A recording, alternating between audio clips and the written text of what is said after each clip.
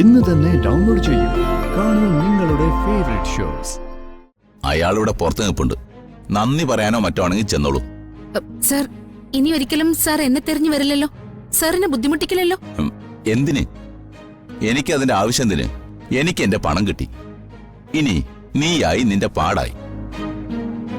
ചെല്ല്. എല്ലാം കഴിച്ചാ കൊടുക്ക. എല്ലാം വാങ്ങിയിട്ടുണ്ട് നിത്യ. പക്ഷേ ലിസ്റ്റ് വെച്ച് എല്ലാം ഒന്ന് ഒത്തു നോക്കണം. സാധാരണ പൂജ പോലെയല്ല ഇതിന്റെ കാര്യം. നമ്മൾ ഓടിച്ചെന്നാ കിട്ടണമെന്നില്ല. ഞാൻ നോക്കിക്കോളാം. ആന്റി, നാളെ വെളുപ്പിനെ തന്നെ ഞാൻ പോയി കർമ്മിയെ കൂട്ടിക്കൊണ്ടുവരാം.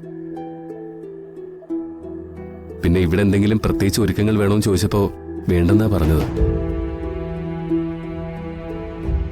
കുറച്ച് പശുവിന്റെ ചാണകം എടുക്കണം. നമ്മുടെ ദേവദത്തൻ സാറില്ലേ, അവിടെ പശുവുണ്ട്.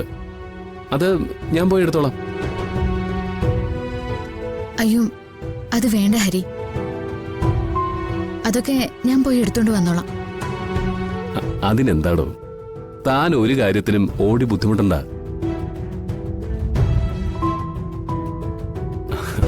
അച്ഛന് വേണ്ടിയുള്ള പ്രാർത്ഥനയോടെ നാളെ ചടങ്ങുകൾ ചെയ്താൽ മാത്രം മതി.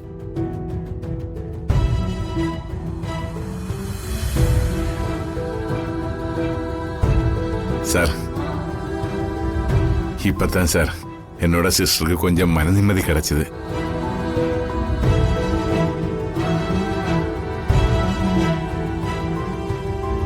அவர் ஏதாவது மனசில் நினைக்கும்போ அதுக்கு ஒரு ஆளு இந்த மாதிரி கூட்டு நின்னா அது போதும் சார்.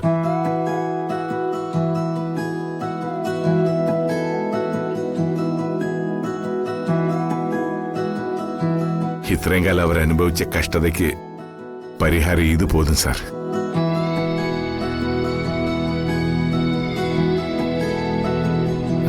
എന്നാ ഞാൻ ദേവദത്തൻ സാറിന്റെ അടുത്ത് പോയിട്ട് വരാം. ഇനി ഈ കർമ്മം നേരെ ചൊവ്വെന്ന് അവസാനിച്ചാലേ മനസ്സിനൊരു സമാധാനം കിട്ടും.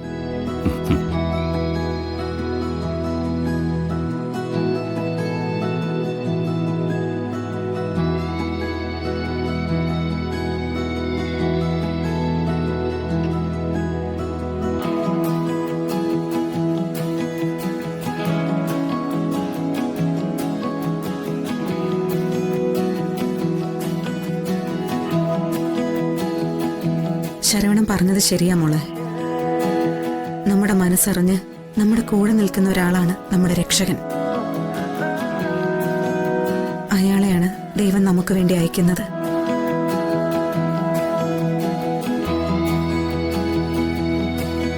ഞാൻ ഇതൊക്കെ ഒന്ന് നോക്കട്ടെ അമ്മേ. താ ശരവണ.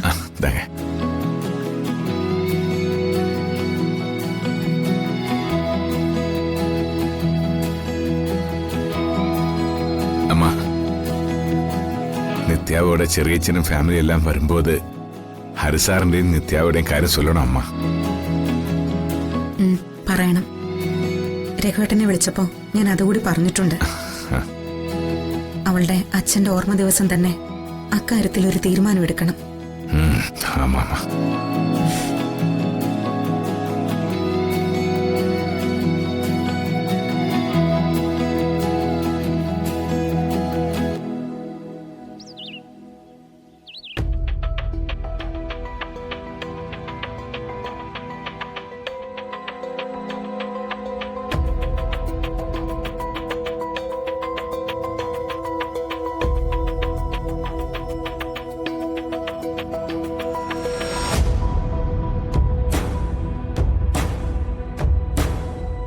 നിന്റെ സാധനങ്ങൾ എന്താന്ന് വെച്ചാ എടുത്തിട്ട് നീ വേഗം ഇറങ്ങിക്കോ.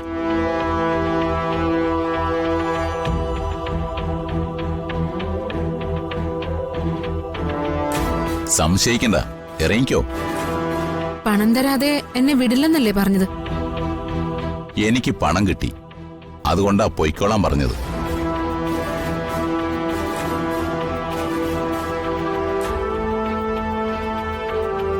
നീ ഞാൻ കരുതിയ പോലല്ല. ഒരു വീഴ്ച വന്ന നിന്നെ കൈപിടിച്ചു ഉയർത്താൻ ഇഷ്ടംപോലെ ആളുകളുണ്ട്. 50 ലക്ഷം രൂപ കൺമുമ്പിൽ കൊണ്ടുവച്ചിട്ട് നിന്നെ ഉപദ്രവിക്കരുതെന്ന് പറയാൻ ഒരാളുണ്ടല്ലോ. അത് ഭാഗ്യല്ലേ? സാറെന്നെ കളിയാക്കാണോ? എത്ര ദിവസം സാറിനെ ഇവിടെ തടഞ്ഞു വെച്ചാലും ശരി, എന്നെ അന്വേഷിച്ച് ആരും ഇവിടേക്ക് വരില്ല. ആരും. എനിക്ക് കിട്ടാനുള്ള കാശ് കൃത്യമായി കിട്ടാതെ നിന്നെ ഞാൻ വിടുമെന്നും തോന്നുന്നുണ്ടോ? അപ്പൊ വിട്ടെങ്കി അതിന്റെ അർത്ഥം എന്താ? നിനക്ക് വേണ്ടി ആരും ഇറങ്ങിയിട്ടുണ്ട്. ആ ചെല്ല്. എനിക്ക് വേണ്ടി പണം തന്നു എന്ന് പറഞ്ഞ ആളിവിടെയുണ്ട്. അയാളിവിടെ പുറത്ത് നിൽപ്പുണ്ട്. നന്ദി പറയാനോ മറ്റോ ആണെങ്കിൽ ചെന്നോളൂ. സാർ, ഇനി ഒരിക്കലും സാർ എന്നെ തെരഞ്ഞു വരില്ലല്ലോ. സാറിനെ ബുദ്ധിമുട്ടിക്കില്ലല്ലോ. എന്തിന്? എനിക്ക് അതിന്റെ ആവശ്യം എന്തിന്? എനിക്ക് എന്റെ പണം കിട്ടി. ഇനി നീയായി നിന്റെ പാടായി. ചെല്ല്.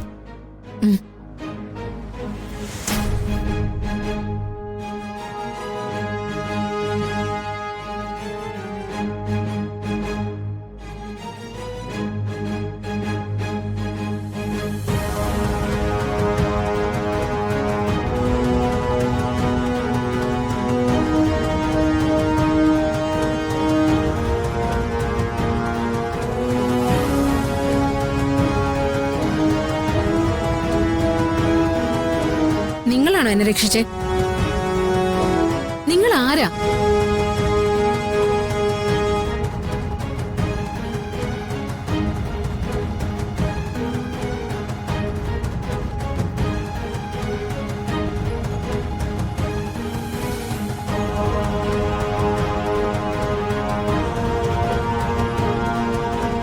വിപിൻ?